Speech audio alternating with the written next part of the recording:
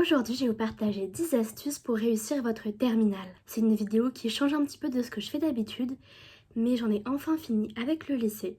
Donc je vais vous partager quelques petites astuces, notamment pour l'année de terminale. Honnêtement, ça peut s'appliquer à toutes les autres années en fait de votre cursus scolaire. Je voulais juste commencer par un petit disclaimer. Ce sont des astuces qui m'ont aidé moi personnellement. Après, peut-être que ce sera différent selon votre mémoire, la façon dont vous abordez les choses, mais aussi vos spé et si vous êtes en général ou non. La première astuce et la plus basique, c'est d'écouter en cours. C'est un truc qui m'a beaucoup aidée, mais j'ai remarqué qu'à chaque fois que j'étais très attentive pendant le cours, j'absorbais mieux l'information et une fois que je ressortais, j'avais moins de travail à faire. Le plus de concentration que je mettais pendant ma journée de cours, le moins j'avais à en mettre en dehors. Après, vous allez me dire que c'est un type très basique et je suis d'accord avec vous. Donc l'astuce que je voulais partager plutôt, c'est les choses qui m'ont aidé à rester concentrée. Parce que c'est très facile de dire oui, il faut écouter en cours. Honnêtement, pendant l'année, il y a des moments, il y a des semaines parfois où j'écoutais presque rien, j'étais fatiguée. Donc je vais vous partager un petit peu 2-3 petits trucs qui m'ont aidé à rester focus. La première chose, c'est de bien dormir. Je sais qu'avec les devoirs, les horaires et les options, ça peut être compliqué. Bien manger aussi, c'est important. Manger équilibré et surtout manger suffisamment. Pour vous concentrer, vous allez avoir besoin d'énergie. Et une des choses qui m'a aidé à rester concentrée, je suis quelqu'un qui peut facilement partir sur une autre idée. Donc ce que je faisais quand j'avais la foi et que je sentais avant de me déconcentrer que ça allait arriver, c'est que j'écrivais absolument tout ce que le prof disait ou tout ce que j'étais en train de faire. Parce que comme ça, j'étais constamment en train de faire quelque chose en rapport avec le cours. Donc par exemple, mes notes de philo, honnêtement, c'était un peu le bazar. Mais le professeur avait tendance à beaucoup parler, enfin c'est normal, c'est un peu la philo, c'est comme ça, à aller sur des anecdotes et autres. Et à chaque fois qu'on était sur une partie qui n'était pas forcément du cours, donc à écrire, et ben j'arrivais plus à me concentrer. Et ce qui a fonctionné pour moi, c'est d'écrire tout ce qu'il disait. Donc si on va dans mes cours de philo, c'est presque des transcriptions exactes de ce que le professeur a dit. Et je trouve que ça fonctionne plutôt bien pour garder la concentration. La deuxième astuce, c'est aussi une astuce assez basique, c'est de faire des fiches au fur et à mesure de l'année. Je vais vous montrer un petit peu ce que je faisais moi. J'avais pour certaines matières des petits porte-vue comme ça, de la marque Oxford. C'est des porte-vue pour fiches Bristol. Et sinon, j'avais des petits carnets dans lesquels je faisais des cartes mentales. Donc ce que je vous recommanderais, on va dire, c'est que pour vos spé et pour la philo, moi c'est ce que j'ai fait. Pour les spé et la philo, j'avais des petits trucs comme ça de fiches qui étaient un peu plus structurés et un peu plus complets parce que c'était des épreuves à la fin de l'année. Donc là il y a mon truc de maths dont je me suis pas servie donc en terminale. Et j'avais le violet pour la SVT, j'avais tous les chapitres de terminale dedans. Ça c'était pour la physique. Et le vert, j'avais tous les chapitres et les notions de philo dedans. Et ensuite, j'ai eu 2 carnets dans lesquels je mettais le tronc commun. Il y avait moins d'épreuves, donc c'était des trucs moins, on va dire, structurés. Voilà, attendez, je vais vous montrer. Géométrie repérée, option maths, voilà. Il y a juste ça. C'est pas grand chose, mais j'essaie de garder des trucs. Là, on est sur option maths aussi dans ce carnet-là. C'est un petit carnet Muji espagnol. Donc à chaque fois que j'avais une épreuve, un examen, j'écrivais ce que je devais retenir dans un petit carnet comme ça, un peu moins structuré. Et pour ce dont j'allais avoir besoin tout au long de l'année, je faisais des fiches et je faisais un truc vraiment hyper clean. Et ça m'a beaucoup aidé. Parce que comme ça, quand je suis arrivée à la fin de l'année, à ma petite période de 2-3 semaines de révision pour les épreuves écrites du bac, bah ça a été très pratique. Et même pour mes bacs blancs, je savais où tout était et honnêtement, ressortir mes cahiers qui sont un peu en bazar avec tous les exercices un peu au milieu, c'était pas du tout pratique pendant ma phase de révision. Donc vraiment avoir des fiches synthétiques mais complètes, c'est hyper important. Une méthode de révision qui m'a beaucoup aidée, c'est la méthode du blurting. Je l'avais vue sur une vidéo YouTube de tips pour réviser. C'est une méthode qui consiste à vous mémorisez au fur et à mesure des jours vos chapitres et vos cours en les relisant, etc. Et pour stimuler votre mémoire, vous mettez genre toutes vos notes à côté. Vous prenez une feuille de papier, vous écrivez genre le nom du chapitre et vous écrivez tout ce que vous savez dessus. Donc par exemple en SVT, j'écrivais toutes mes définitions, je faisais tous mes schémas. En physique-chimie, j'écrivais les définitions aussi, j'écrivais toutes les formules dont je pouvais me souvenir. Vous écrivez vraiment juste le titre du chapitre et vous mettez tout ce dont vous vous souvenez. Ensuite, vous reprenez votre fiche ou votre cours et vous regardez qu'est-ce qui est faux, qu'est-ce qui est vrai et qu'est-ce qui manque. Et ça c'est très important, les informations qui manquent, parce que se tromper, en tout cas je trouve que quand on se trompe, au moins on sait qu'il y a une information dont il faut se souvenir, mais quand on oublie totalement d'écrire une certaine information, ça va être plus compliqué à remobiliser. Ensuite, la prochaine astuce, c'est en plus d'avoir votre agenda, c'est très important d'avoir votre agenda à jour, un peu classique, ayez un petit daily planner. Alors ça c'est un nouveau, c'est pas celui que j'utilisais pendant l'année parce que je l'ai terminé. Un petit daily planner ou en tout cas un bloc-notes, vous planifiez vos journées de façon individuelle. Je faisais un petit planning à l'avance de la semaine assez général, ça c'était pas le plus important. Mais quand il s'agissait de mes journées de révision intenses, je planifiais ma journée par bloc horaire et ça me permettait de mieux m'organiser. Parce que quand j'ai une to-do list, j'ai tendance à inconsciemment ou consciemment commencer faire toutes les tâches peu importantes et pas très compliquées en premier et me retrouver à la fin de la journée, oh j'ai plus de temps, j'ai pas fait ça. Donc là, avoir un planeur comme ça heure par heure, je prenais chaque tâche que j'avais à faire pour ce jour-là. Je jaugeais un petit peu le temps. À chaque fois, j'essayais d'avoir un peu de marge et je mettais dans l'ordre dans lequel je dois faire les choses. Je me posais moins de questions quand le jour arrivait, que c'était le moment de vraiment faire ces tâches pas très intéressantes et un petit peu ennuyantes. La cinquième astuce est un peu basique, mais j'ai remarqué que certaines personnes ne le faisaient pas trop ou trouvaient que ça servait pas à grand chose. Mais vous voyez tous ces petits livres comme ça de révision, et en fait ils sont très utiles. Honnêtement, je pense que c'est très bien de prendre toutes les ressources supplémentaires que vous pouvez prendre pour réviser. C'est super bien, cette collection Focus Back School Move. J'ai aussi eu la physique chimie dans cette collection là, mais je sais plus où je l'ai mise. Vous avez des cours, vous avez des petits QCM pour tester vos connaissances, des trucs corrigés, et vous avez aussi des chapitres un peu de façon concise, comme ça. Donc ça m'a beaucoup aidé pour faire mes fiches. Je relisais aussi une autre version en fait du cours, écrite par quelqu'un d'autre qui n'est pas mon professeur, pour être sûre que j'ai bien toutes les informations au programme par l'éducation nationale. Si ces livres-là, honnêtement, c'est un peu cher et selon vos spé, ce que vous achetez, ça peut être un budget. Il me semble que vous pouvez utiliser le site Lumni qui est gratuit. Sinon, n'hésitez pas un peu à farfouiller sur internet. Vous trouverez très probablement des ressources. Ce qui nous amène à la sixième astuce qui est assez similaire à ça et qui va se concentrer principalement sur la philosophie et les références. Ça ne s'applique pas à vous si vous ne comptez pas prendre la dissertation.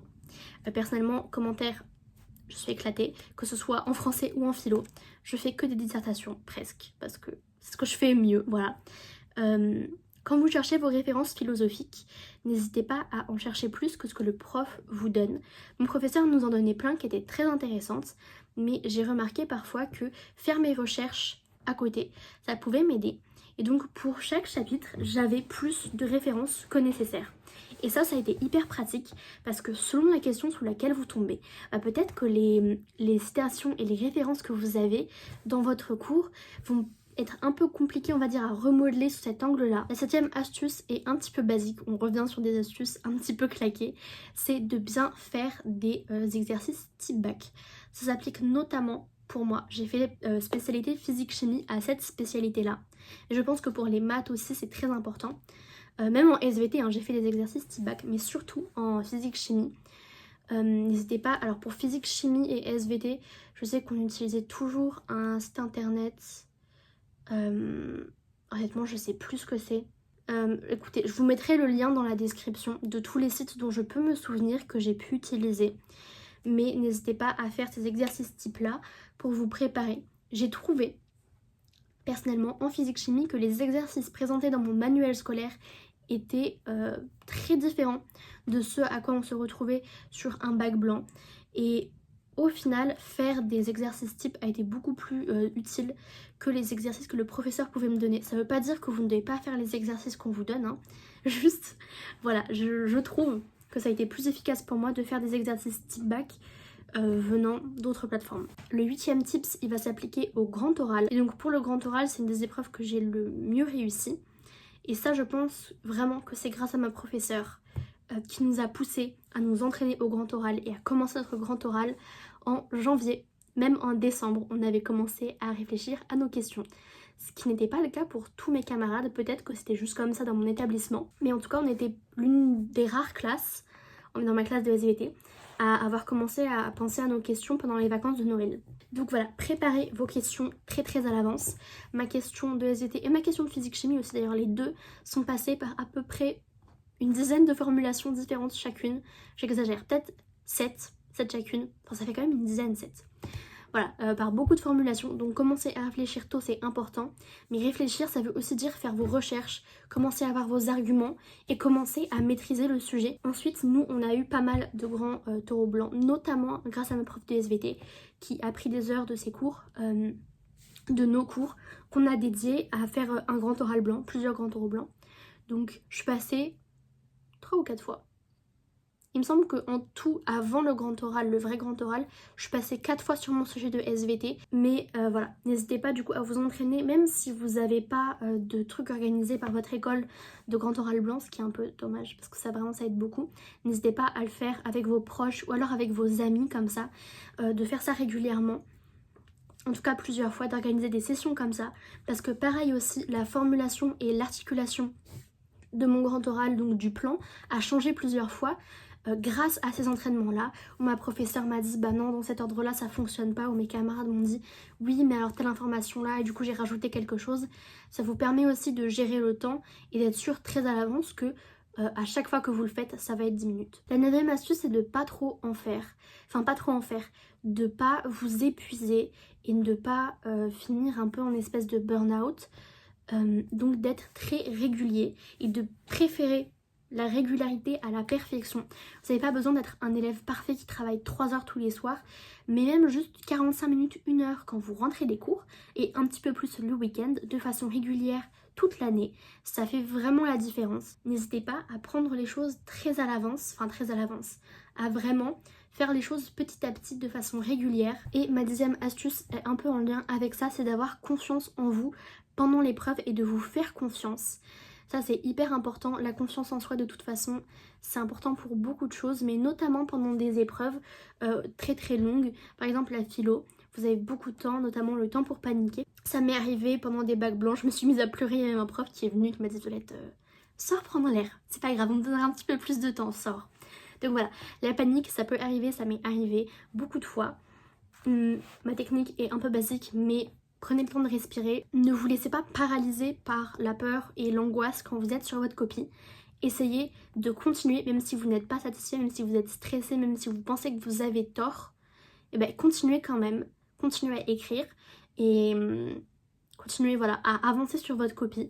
C'est pas très grave, enfin pas très grave. Il vaut mieux continuer et prendre un risque plutôt que rester paralysé. Et en fait, plus vous êtes dans l'action, plus on va dire vous allez vous distraire du stress. En tout cas c'est ce qui fonctionne pour moi. C'est que quand je panique, j'ai paniqué le jour du bac sur ma copie de SVT, de physique chimie pardon. SVT ça allait. Quand j'ai paniqué sur ma copie de physique chimie, je ne savais plus quoi faire, bah, j'ai continué à écrire, j'ai continué à faire les exercices et au bout de 30-45 minutes, bah, je pensais plus trop au stress, j'étais plus trop paniquée parce que j'étais vraiment dans l'exercice. Et ça a bien fonctionné et notamment en physique chimie. Si vous faites cette SP là, vous savez que les exercices sont très longs avec beaucoup de questions différentes. Par exemple, cette année au bac, il y a eu un exercice le jour où je suis tombée où il y avait 15 questions, l'exercice était sur genre 9 points. Et bien, au final, dites-vous que vous avez plus de points que ce que vous pensez. Et en fait, le barème, il est fait un petit peu pour vous aider. Et bien, toutes les premières questions, on va dire assez simples, vous voyez dans l'exercice, je sais pas comment dire, comment expliquer ça. Si vous faites l'aspect, je pense que vous allez voir ce que je veux dire. Mais les premières questions sont assez faciles. Et vous avez la dernière question, c'est vraiment la grosse question où souvent on n'arrive pas à répondre. Et ben, il y a des questions comme ça dans le sujet que j'ai pas réussi à répondre, ces dernières questions-là, où j'ai dit un peu n'importe quoi, où j'ai eu tort quand j'ai regardé les corrections, etc. Mais ce sont ces premières questions-là, ces questions-là qui amènent à la dernière question, qui vont vous donner le plus de points possible. Et ça, c'est très important. Et notez aussi qu'en physique-chimie, notamment, il me semble en mathématiques aussi, toute tentative de démarche est prise en compte. J'espère que ces petits tips ont pu vous aider et que cette vidéo est pas trop longue. Je sais qu'elle change un petit peu de ce que je fais d'habitude, mais je me disais pourquoi pas vous partager un petit peu tous ces tips là. Au début, j'allais faire cette vidéo sur TikTok, mais là actuellement, sans cut ni rien. La vidéo fait 30 minutes, j'ai parlé pendant 30 minutes, ça a été beaucoup trop long. Donc voilà, je me suis dit que c'était bien pour poster sur YouTube, ça change de mes vlogs et de mes vidéos make-up. Mais voilà, je me suis dit pourquoi pas vous partager ça. J'espère que peu importe la classe ou le travail, si vous commencez le travail, si vous rentrez dans une nouvelle classe, une nouvelle école, voilà, en tout cas que la nouvelle année scolaire sera très bien pour vous, que vous allez réussir à être motivé, mais surtout à être heureux et en bonne santé. Donc voilà, bisous et j'espère que cette vidéo vous a plu.